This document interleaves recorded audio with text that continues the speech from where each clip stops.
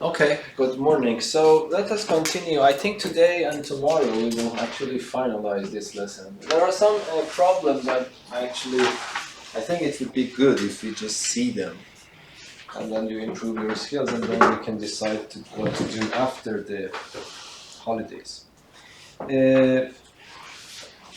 Today I want to start with a question. I want to see that if you can solve it yourself. I want to give you a line and a point, and I want to you to calculate the distance from the point to the line. Yes, that's the problem. Is actually very simple. So let me just start with this example. And so far, hopefully you know that there are three different forms that I can express an equation for a line. Yes, it's parametric form and then canonical form, and then one of them was giving you two planes in a curly brackets so that the intersection gives you the line. Okay, but let me just take it very simple for the first thing, because my main concern is how to understand how to calculate this. So example, determine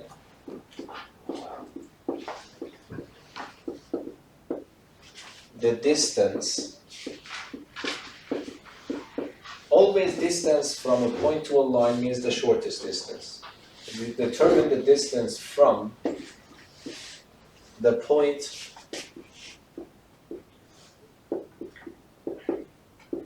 A with coordinates 1, 2, and 3 to the line,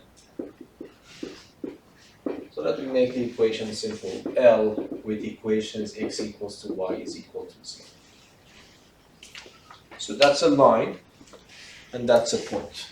I want to find that point does not lie on the line. If it lies, of course, the distance is 0, but it doesn't fit this equation, so it does not lie on the line. So in principle, I have a line L, and I have a point A outside L, and I want to measure the shortest distance, which is actually the distance. I don't need to emphasize on the adjective shortest. Implicitly, it means shortest. We want to find that. I want to wait a little bit for you so that you see how you can solve the problem.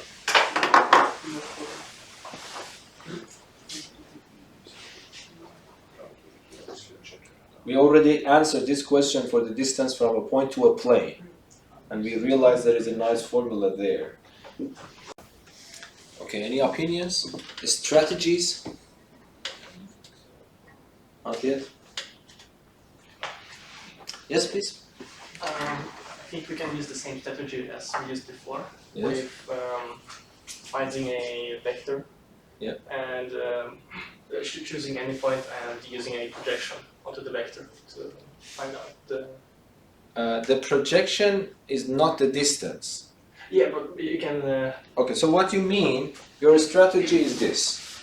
If I understood you correctly, you are telling that pick a random point on L. Yeah. So let me put L here. So you say that, okay, I will take a random point on L. So let me call it, for example, B, a random point, and then, for example, we can make this vector. Mhm. Yes? Awesome. Yeah. Okay, but then, so be careful, you are supposed to find this distance. Yes. So what should I do then? For For the case of the plane, it was natural. yeah. So what should I do now? I mean, theoretically, wouldn't any... No, but I think at this level you should be very quick in this. So you project it, that's right. You project it, by the way, where?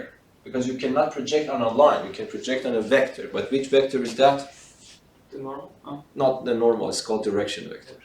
Oh. Yes, the direction vector of this is somewhere here. That is, it doesn't matter where it is, you can just draw it wherever you want to.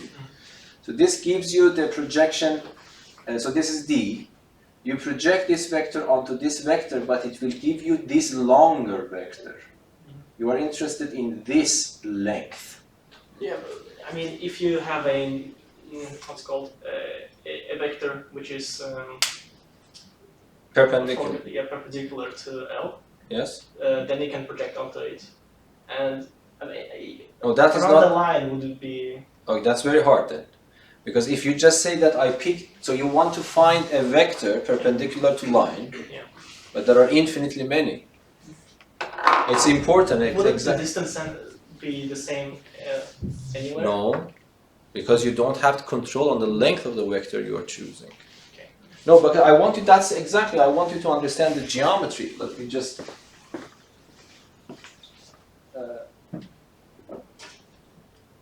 so you have one line here, and the points could be somewhere.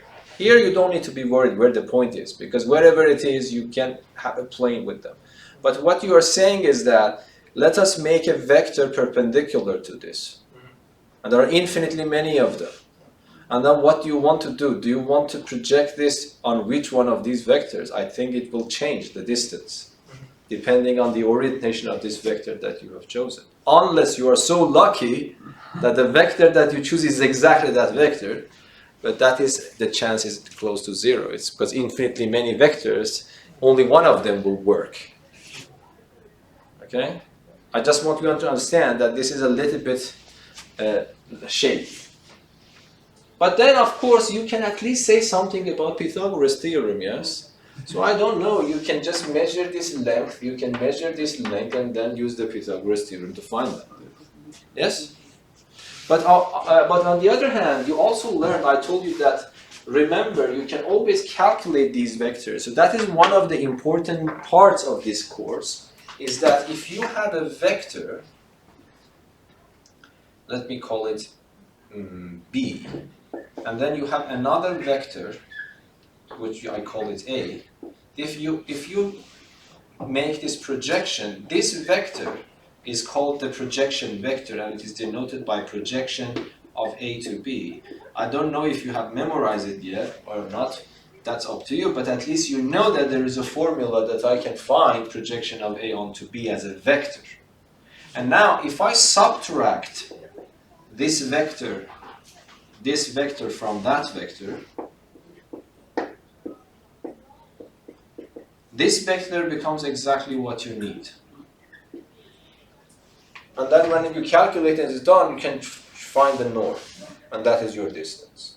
So this picture is very, very essential. You see, we learned a lot of things in this course, but there are some core parts that you have to remember somehow. So this is not one of them that you will forget. And by the way, if you go to KTH, this is the course that I am teaching linear algebra there. So this I emphasize that you have to memorize there. And they know that they have to memorize because they don't have formula sheets. So you have to memorize this in 6 months, so because you can memorize it right now. It doesn't hurt. Okay, so this is a standard way of doing things. So let us just do it. Okay, now help me to do that. I take a random point B here. So what can I do? What is the good random point? There is no good random point, but I would prefer to put 0. 0, 0, 0. It's a good random point, yes? And then I will find BA.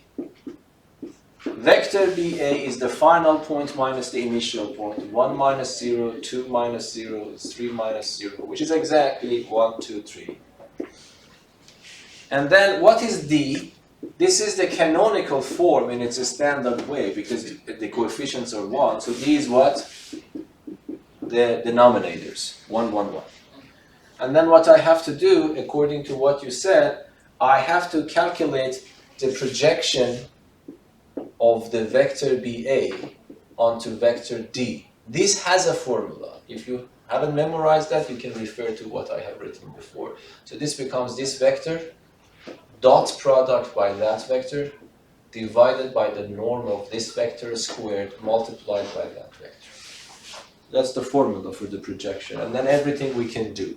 So BA is that vector. I'm supposed to dot product it with 1. So this becomes what?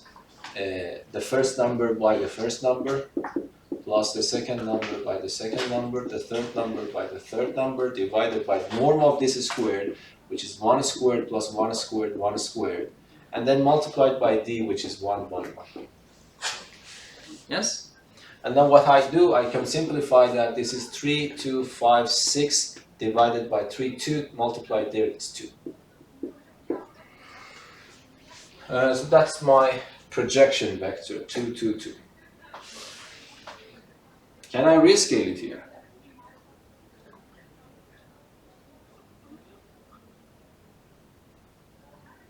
Yes? No. No, because if you rescale, you're shortening the vector.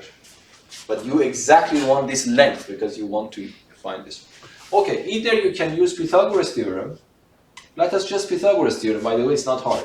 So for Pythagoras Theorem, I'm interested in this h. So this means that h squared is the norm of BA squared minus the norm of the projection squared. Do you agree?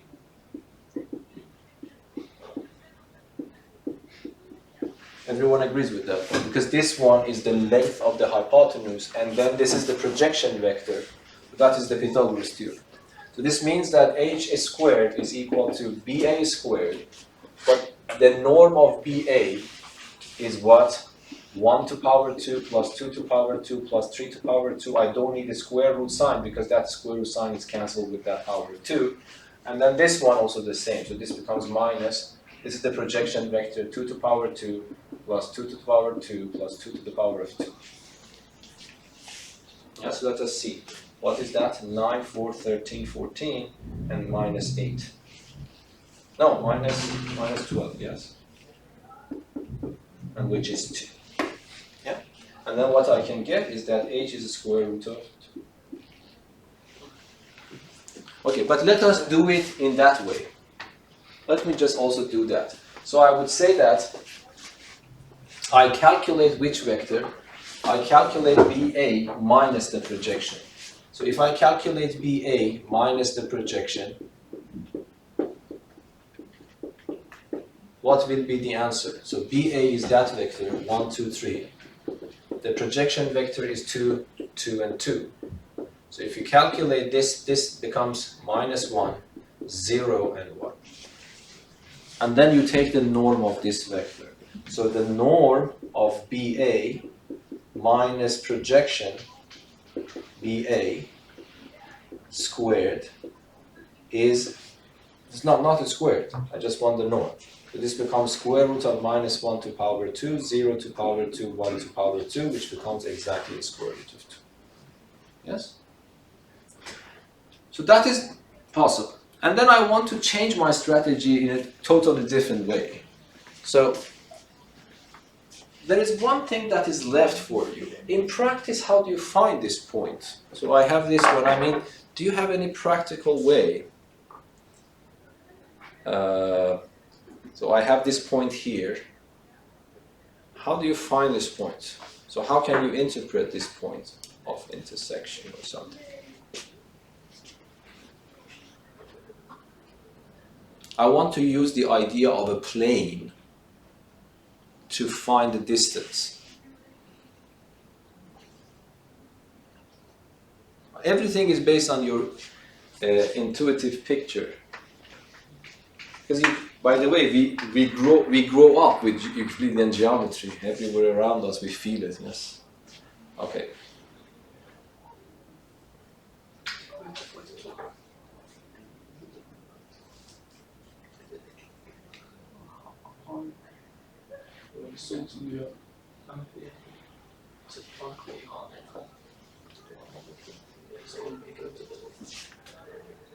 Do you agree that if I have a plane that passes through that point and is perpendicular to the line, it will intersect my line exactly at the point that I need this point? Yes, is that understandable? So I don't have enough more hands. So if I have one point here, and I want to find the distance from this point to here, I need to find this point.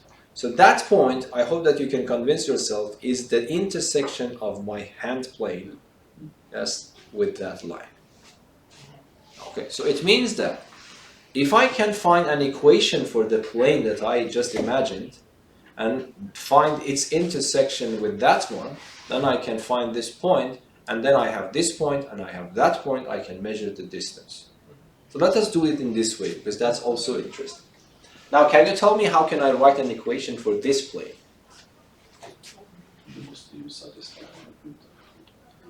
And whenever you see this question, you need to think in this way. For writing an equation of a plane, I need two things. One is a point on the plane, which I have it. It's exactly this point. And I need a vector that I can convince myself is perpendicular to my plane. What is that one?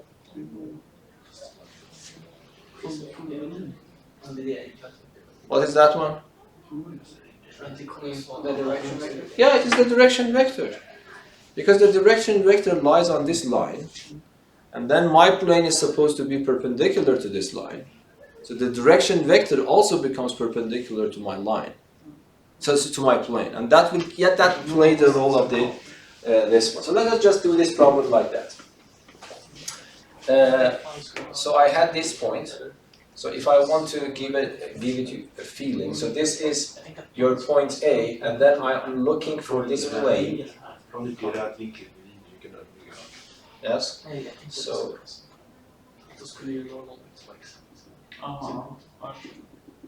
Something like that, yes. So I want to find the equation of this plane, and this is perpendicular, and that's the point given, and that's L. Okay, so I will say that, okay, you have given me the point on my plane, and I know that my plane is supposed to be perpendicular to the line, and on the line I have a direction vector, either in this direction or in that direction, longer or shorter, it doesn't matter. What matters is that it is normal to my plane. And that's enough, because I need what I need for my formula is given. This is the formula, standard formula for the equation of the line. A, B, and C are the coordinates of the components of the direction vector, which plays the normal vector, which is 1, 1, 1. And X node is the X coordinate of this given point. Y node is the Y coordinate, and Z node is the Z coordinate, equals to 0. And if I simplify that, it becomes X plus Y plus Z. Minus 1, minus 2, minus 3 is minus 6. I move it to the other side, 6. That's your equation. So that is the equation, an equation for this plane. But now I want to find its intersection with the line. Whenever you want to find an intersection between two shapes, if you have the equations, you set up a system and solve the system simultaneously. So it means that I set up a system. One equation of the line is here, equation of the plane is here, and I have to solve this. If I can solve this, then I am done. And that's enough. How many equations you see? 2. How many equations you see? 1. 3 equations, 3 unknowns. It's enough. Yes? And then it's very simple in this case, because x, y, and z are supposed to be all equal. So then it is extremely simple to solve. So it becomes x plus x is equal to 6. Instead of y and z, I just put x. So then immediately x becomes what? 2. When x is 2, it means that x is equal to y is equal to z is equal to 2. So this means that this point is 2 and 2 and 2. That point is 1, 2, and 3. So if I find this distance, for example, if I can call this one, I don't know, b here.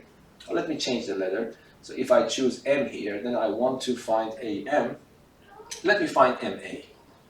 ma means the final point minus the initial point. 1 minus 2 is minus 1, 2 minus 2 is 0, and 3 minus 2 is 1.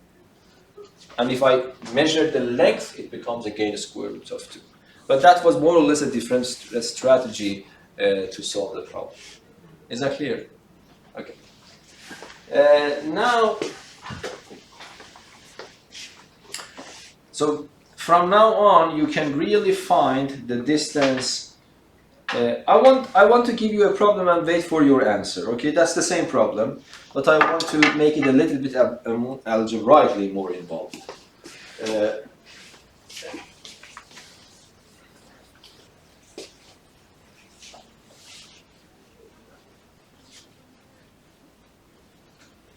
So example,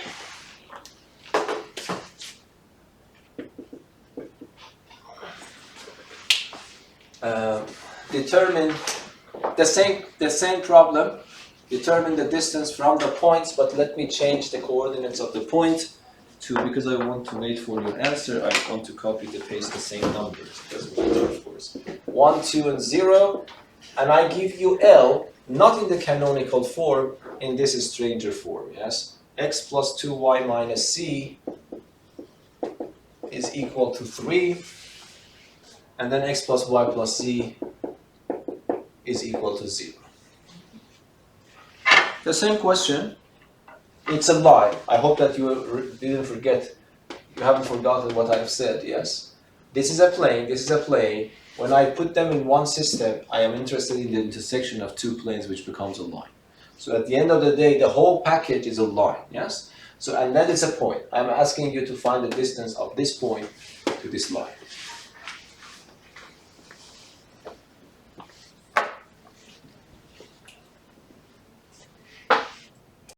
Okay, so what is the number? Do you have it or not? So how is that possible you don't have the number? It's a 2. No, according to my calculation, it's not 2.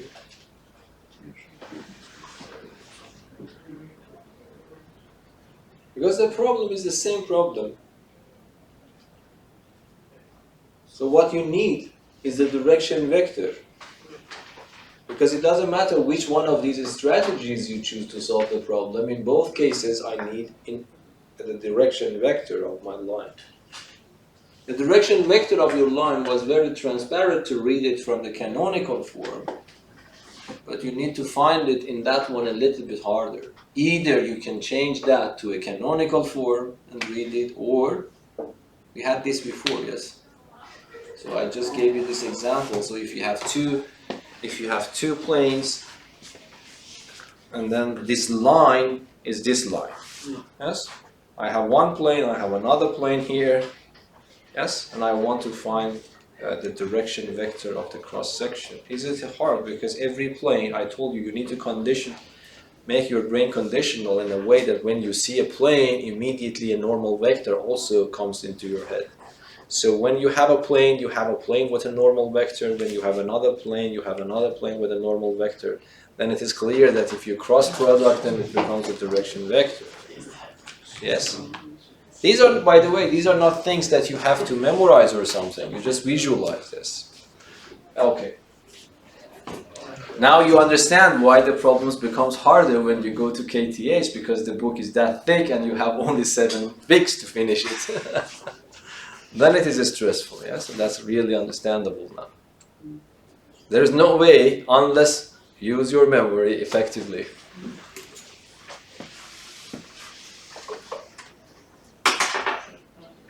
Okay, still I want to wait for you to give me the final number. No answers?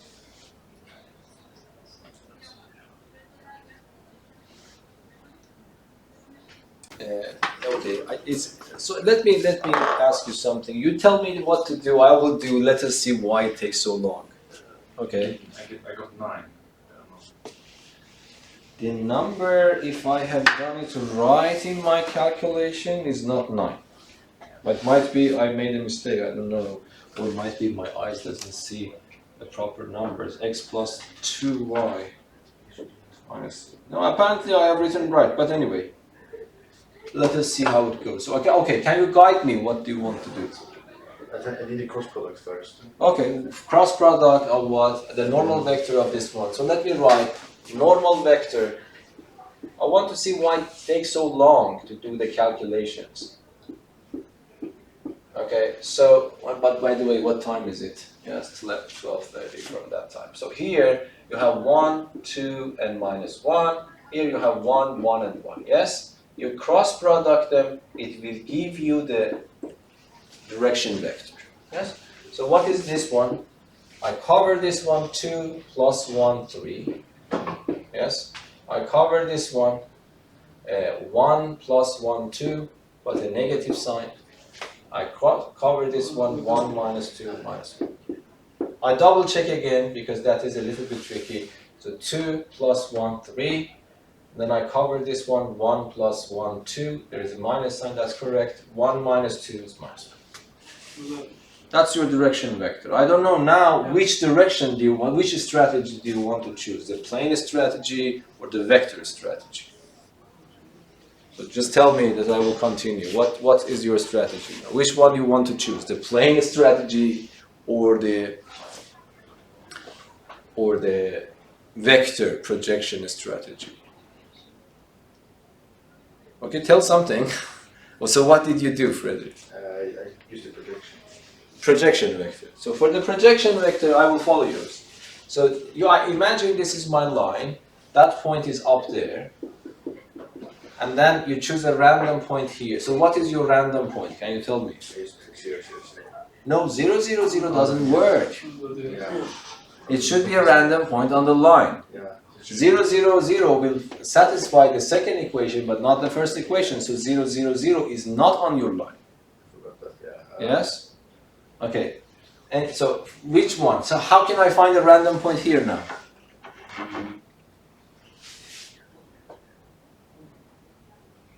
How can I find a random point on the line? Now I understand why it takes so long. Because in each step, you are starting from scratch. You have to fix it, okay? So what should I do here? I want to find a random point on the line. So what is the meaning of this phrase? It means give me 3 numbers that satisfies these 2 equations. But, I told you several times, how many variables are involved? 3. How many equations do we have? 2. So there is 1 degree of freedom. So it means that you can choose one of them, any number that you like, more or less. Unless you are so unlucky. So let me just choose z to be 0. If I choose z to be 0, then I have to solve. Then I cannot force this system to accept what I want.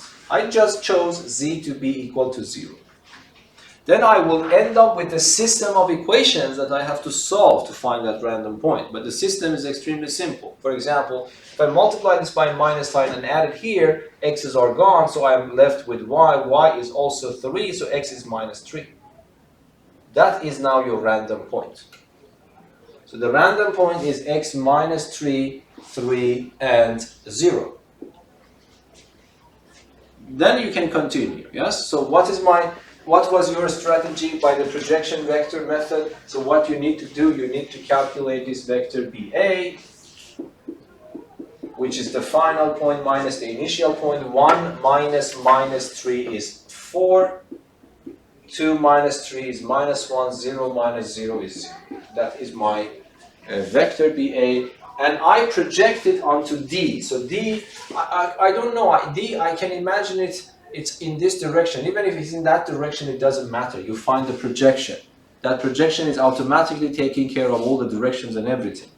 So the projection vector, projecting a BA onto D has that formula.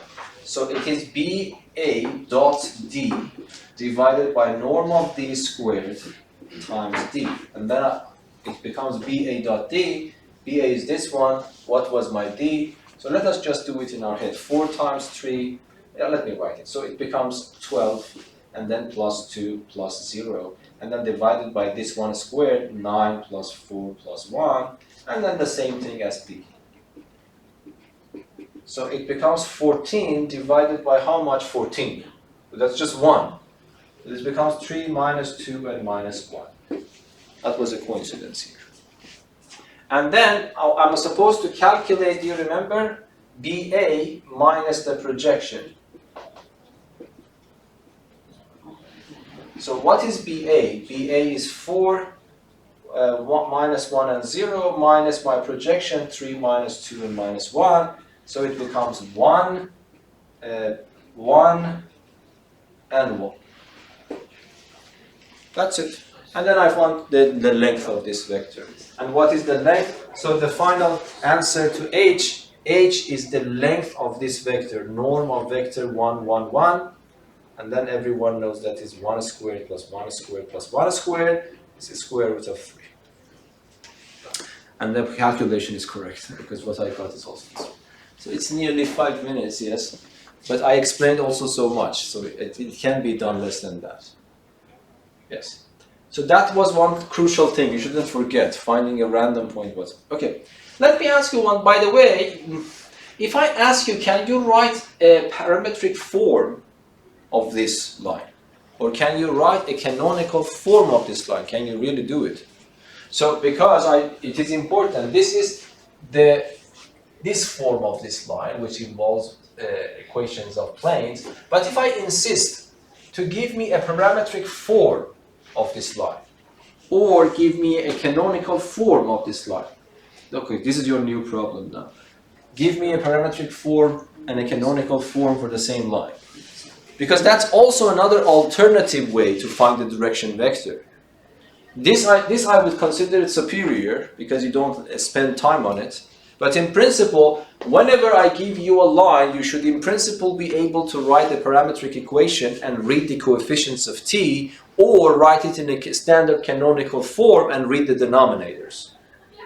At least I want you to do some algebra. My question is that, write a parametric form of this, write a canonical form for this. It's a completely different problem. We solve this problem and the answer is the square root of 3.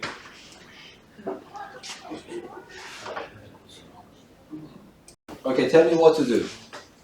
Let us write a parametric form for this equation. What is your, in a parametric form you need a t. So what should I do? I don't have any t's here.